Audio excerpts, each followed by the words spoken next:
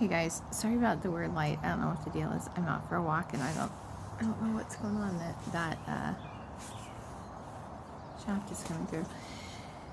So anyway, I'm working on formatting the manuscript for the journal. Last night so I just have to say this. People get a little carried away with the single quotes. It shouldn't be a single quote unless if it's a specific term or concept that's defined in a unique or different way than things normally are. Almost all the time it should be double quotes. Almost always. And this is, there's been a lot of them that are like that. So anyway, I have some notes on some of the things that are updated. There's a couple of other things too. Like there were a couple of footnotes that weren't fully sourced that I'm gonna have to look up, but I'm just formatting right now. So what happened is, so I mentioned that my laptop had been hacked and it took me a while to get it back. I read online you're supposed to call the police. I called the police and did a report, and they said, do you want somebody to come in person or do you want them to call you? I said, well, I'd rather have them come in person just because, with all the like fake voice stuff, who the heck knows who somebody actually is, right? So they called from a blocked number, and anyway, she's like, well, it sounds to me like it's just a virus. I don't think so, but whatever. I got it working again, and so the only thing is, like on my emails, I don't know if it's Thunderbird that was the vulnerability, and so I don't know what the deal is. I haven't. Email's still an issue. That's not the point. Other than the fact that I've had people messing with my stuff, with my laptop, with my phone. This last weekend, I know that my devices were accessed again. So anyway, and yeah, I did actually report it on IC3 for the FBI, and I did call and make a report to the FBI. It didn't even give me a number, a case number for it. When I called, when I had that person harassing me last year, they said, they weren't going to do anything, but they gave me a case number, so that was all screwy too. But what happened, what's relevant to the journal, yesterday I was going through, I got to Megan Stars, and I opened it up, and it was really weird. Like I couldn't, it was like all up in the header. Like I thought the whole essay was up in the header, and I didn't see any footnotes or anything, and so I thought, okay, well, this is weird. Maybe it got, corrupted in the download, so I downloaded it again, and same thing. And so then I was just like, okay, well, just copy and paste it out of the doc. Couldn't even do that. Like I couldn't even select the whole thing. I was like, what is going on with this? Sometimes, like Zach's had some problems before when things were like what is it, word control or something.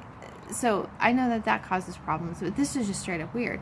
So I was thinking, okay, well, I know Grant had said that he had uploaded everything to the website, and I didn't remember him saying anything, although I have skipped over things, so maybe I had missed it, but I didn't remember him saying anything about him having a problem with it. So I was just going to go to the website and copy it off of that and just use that and go on. I can't access the journal website on my laptop.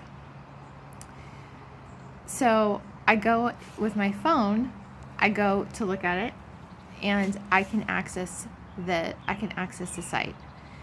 My laptop was actually on my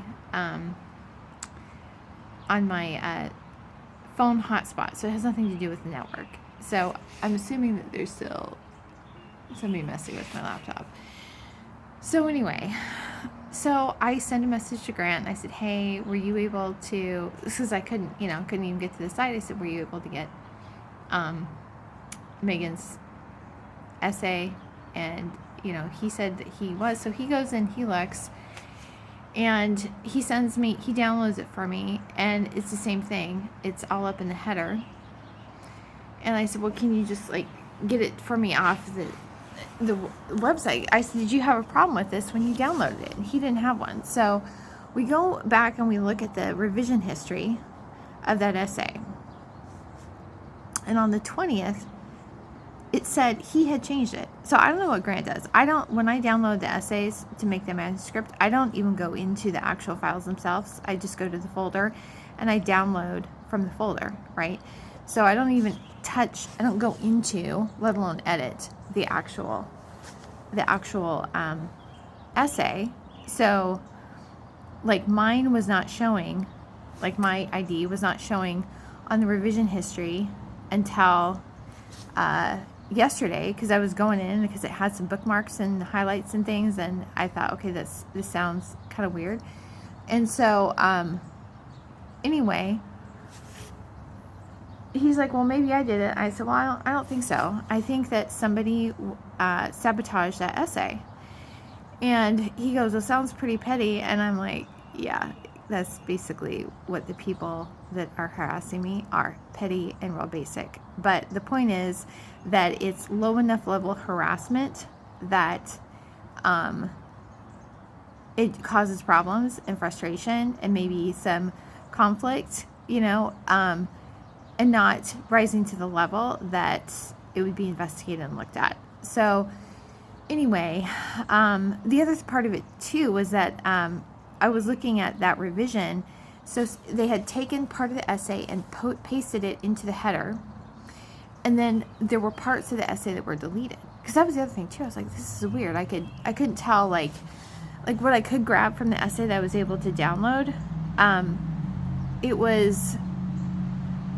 was like started a quote, and I thought when I saw it, I was just thinking, okay, so this is just the beginning, like the heading quote. No, it was like mid essay, but one of the words was like not complete. I'm like, this is really weird. What is this?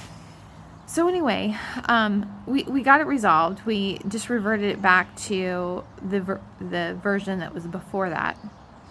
When you look at the version history, there's a lot of anonymous users. So Grant, I was like because I was asking Grant if he'd had his phone's accessed or hacked, or if he knew, because I could tell somebody was in my phone Saturday night and Sunday, because I couldn't, my screen wasn't really responding. I couldn't expand and, go in. And when you can tell on your Google account, because if you go to manage my account and then go to privacy and scroll down, it will show you what devices have had access to your account, and then the dates. It will have it when it's first accessed and also the last time it was accessed. So when I went on Saturday night, it had 3 on my phone, which was me on my phone, which is obvious. It had 2 others that were signed in, and I signed them out. And so then, sorry, somebody's coming over. So then, what happened? Okay, I changed my password, and when I logged everything out, and then when I logged in again on my laptop into my Google account, it said, there's a log on my phone. It was a prompt, right? And it said, there's a login from San Francisco, California. Is this you? So I had just tried to log in, but that wasn't my location. So anyway, so he didn't have anything that was weird like that. But I said, well, I don't know if there's some other way that it would be able to, access things. And he said, well, all the essays are just available by a link. And so all somebody would have to do is create an account with the name Grant Broadhurst, and if they had access to the link, they would be able to log in and do whatever, and it would look like it was Grant. So his comment was, and I think this is right, that we probably shouldn't have our essay folders as it should just be people who are editing have access to it. Shouldn't be anyone with a link. And this is going to be a little bit more cumbersome, especially if people don't want to have a login. But I think it's important that we have, as long as we're using Google Docs, that everybody's logged in so we know who's doing it. And then the individual contributors would just have access to their own essay if they're not an editor, because I was thinking last night that, there's several people that contributed this time that we don't know, or I mean, maybe some people know them. I don't know who they are, and I still have not seen a contract anywhere for Thomas Sims. So my thought is, if somebody had contributed something and edited a piece, all they would have to do is go up back into the folder and get into another one, the way it's set up, and they could do anything. And the thing is, this may sound kind of weird, but the journal has, I think, gotten enough attention in certain areas that we need to be careful about that. And so that, because if we just had somebody went in and they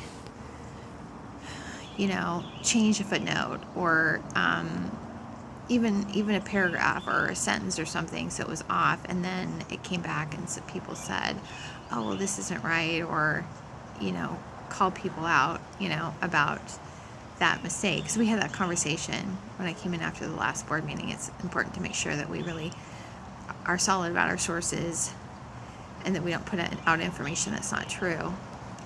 And it would be really easy for somebody to come in and sabotage, because right now, I really don't have the time to go back, and I wouldn't even know if parts of essays have been changed.